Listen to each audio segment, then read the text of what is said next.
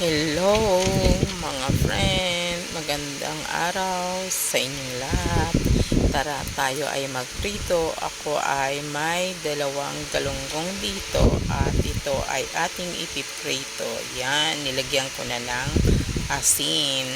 Handa na siya para iprito natin ang isdang galunggong. Ayan, samahan niyo po ako. Tara, ihanda na natin ang ating kawali at ang ating kalan. Ayan, at maglagay na po tayo ng sapat na mantika sa ating kawali. Ayan, yung sapat lang po na hindi naman masyadong marami at hindi naman po kukonti.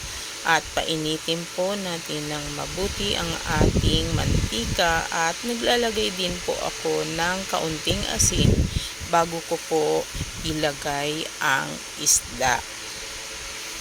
Ayan, nagbubudbud po ako ng konting asin sa mainit na mantika. Ayan, at baliktarin po natin ang ating isda.